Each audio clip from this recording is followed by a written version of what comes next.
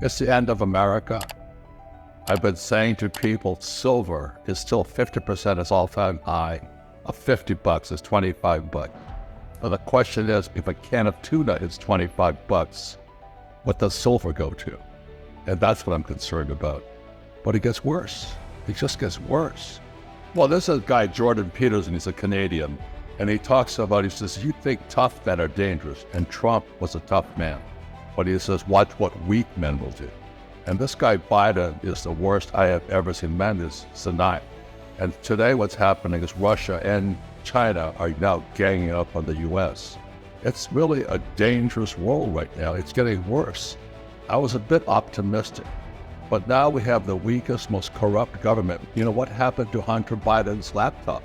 If the FBI loses his laptop, there's something really sick inside this country. And so that's kind of what I gauge all my macroeconomics on is, where is Hunter Biden's laptop? I mean, how can the FBI lose it? We have no financial education in our schools. That's what I'm concerned about. My biggest concern with Russia and China are ganging up on us. As we all know, America produces nothing anymore. We produce bubbles, we just blow air bubbles. So we now have this bubble in real estate and stocks and bonds. And when Biden took the Keystone pipeline, XL pipeline off, well, just wiped us out here. Inflation goes up, and the average American doesn't have $1,000. 40% of Americans don't have $1,000. And so when inflation goes up, we're going to wipe out 50% of the U.S. population. And that is when revolution starts. If and when, and it will come down, the stock market crashes, the 401k, the old guys like me are toast. We don't have a retirement. Our pensions are bust. So what we have with three things is our treasury is out of control. We've lost it. Our entitlements are out of control. And now we're at war in the Defense Department. So our debt to GDP is out. So every time, I wish I could have some good news. So that's why I did the tuna can to a Silver Eagle comparison. We're in trouble. As we all know, there's insiders to every deal. I don't have any stocks. I don't invest in the stock market, but they're my companies on the stock market. So the best deals are always done early. So when people say, do you invest in Bitcoin? Yes, when it was $6,000. We've got to know what's real today. And that's what I'm saying. We have the weak leadership in world history. America's in serious trouble. So I want to find out what's real. And China and Russia are now ganging up on us. We went to Venezuela and Iran to buy oil from them. And this guy Biden cuts off oil supply. Everybody talks about intrinsic value. What is intrinsic value? I can eat tuna. That's value. And if you're starving, I'd rather have a can of tuna. I like to make fun of things because otherwise people can't hear you. They get too serious about it. So I'm just saying that we're in serious trouble. And it's getting worse. That's what terrifies me. If they go to the government crypto, government Bitcoin, or whatever they call it, it's Big Brother at that point. They're going to be knowing everything you do.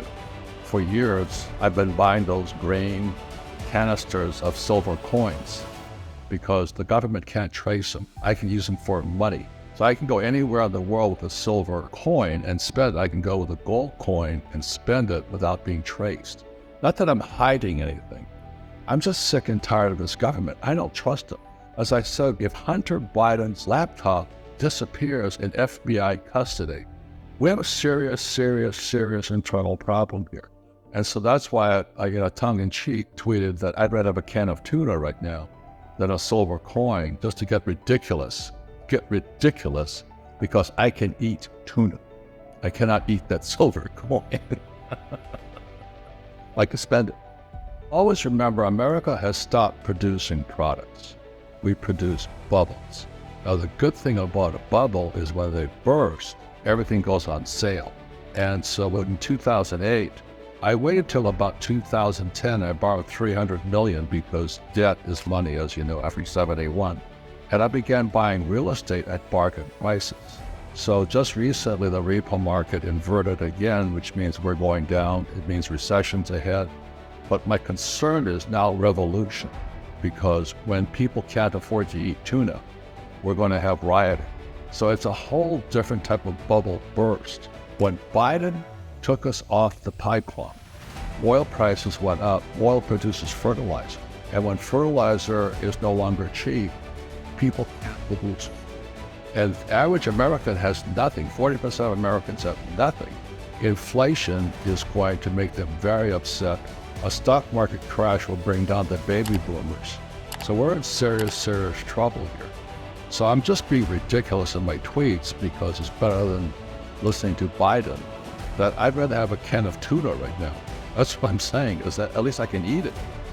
I'm a U.S. Marine. You know, I fought in Vietnam twice as a pilot. I've seen what happens when the communists, people can see it in the Ukraine.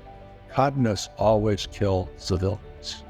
And that's what people don't realize. And as a Marine, they sent kids and women after us.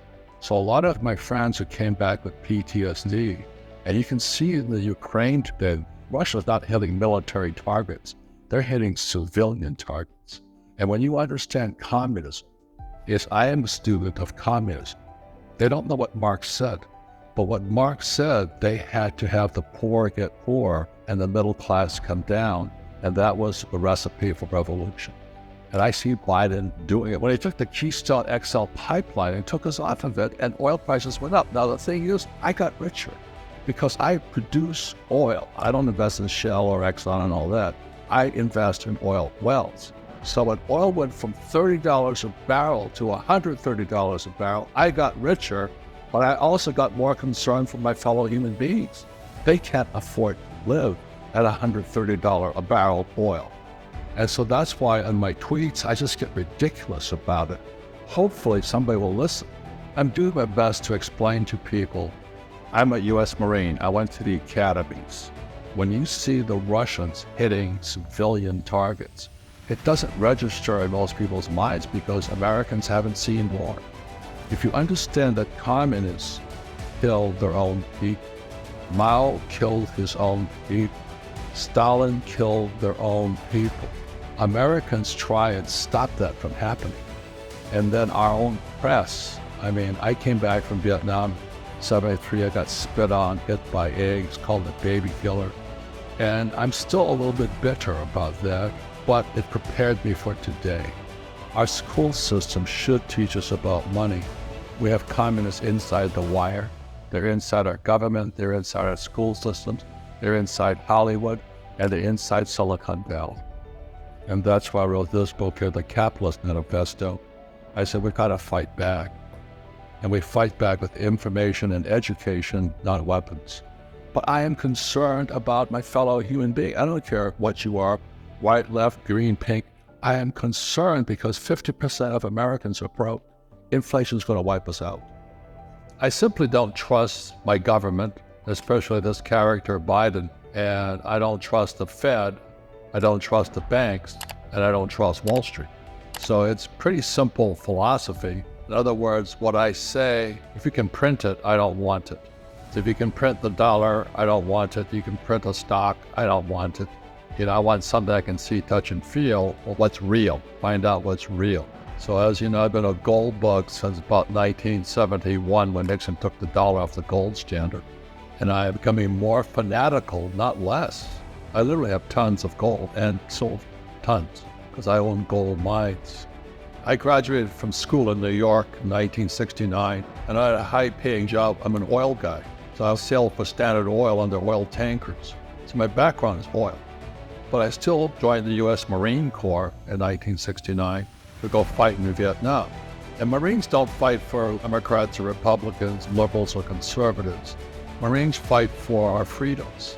And so when I saw our freedoms being taken away, especially after the 2020 election, Donald Trump's a personal friend of mine, read 2 books together.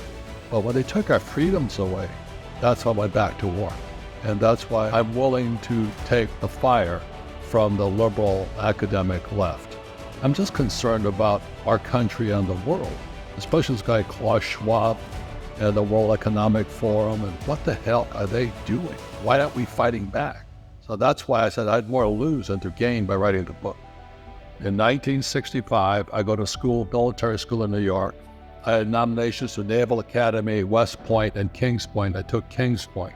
But my economics teacher, rather than have us read Keynes, Malthus, Ricardo, and Adam Smith, he had us read Marx, Stalin, Lenin, Mao, and Hitler. And so I realized, I hate to say this, but most academics are Marxists. And my poor dad was a Marxist. The abolition of private property, a heavier progressive income tax is essential for the proper development of communism. And Biden just appointed 87,000 new IRS agents to go after small business owners. So we're becoming a fascist totalitarian state. And most people think, well, paying taxes is, you're supposed to do it. If you look at history, the facts are America was founded as a tax revolt. 1773, I believe, Boston Tea Party. It was a tax revolt. We're not a slave nation, and that's why I fight now. And that's why I said I better say something, because I went to military school, I fought in Vietnam twice, and I fight for freedom, and they're taking our freedoms. Again, it goes back to this book here.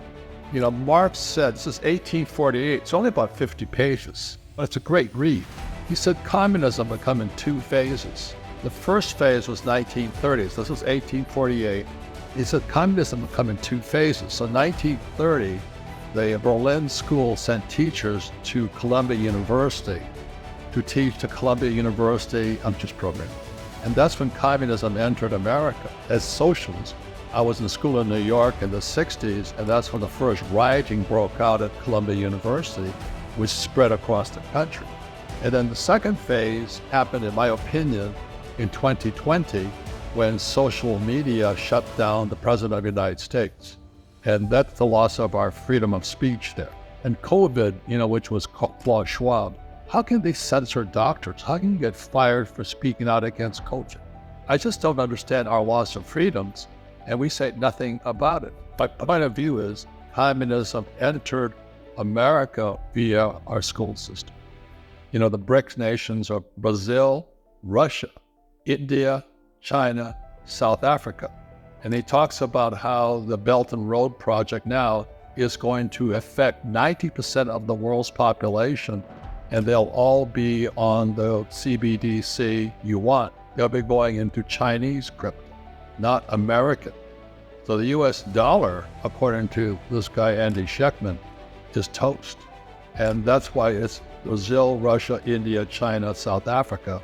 They're going to take over the world with their own gold standard. I'm a gold miner and a silver miner, and I own physical gold and silver. I don't no ETFs. My rule of thumb, as you know, if you can print it, I don't want to. What am I investing in today? Gold, silver, oil. I own the oil in the ground. I own Japanese breeding bulls, Wagyu cattle. And so I don't sell the cattle, I sell the semen. It's called semen flow. It goes back to that story I tell. I'm a Marine pilot flying off a carrier off the South China Sea, and I find out Nixon took the dollar off the gold standard. I said, what does that mean? So I flew behind enemy lines because the NVA had overrun the mine, proving Marines aren't the brightest guys on earth. And I try and buy gold at a discount. So I knew it was $35 an ounce, and the day I went looking for gold, it was $50 an ounce. And I was trying to get the little Vietnamese woman with the red teeth. I still remember her. I was trying to get a discount. I want a discount. She goes, spot. I said, discount. She goes, spot. I said, what the hell is she talking about? She was two of my best teachers on gold I ever met. I say the same thing, a couple of questions. What does school teach you about money? Nothing. Put yourself on the gold standard. Don't wait for the federal government to go back on the gold standard. Start buying some gold and silver coins and keep it in a safe, and don't tell anybody you have it. But put yourself on your own gold and silver standard.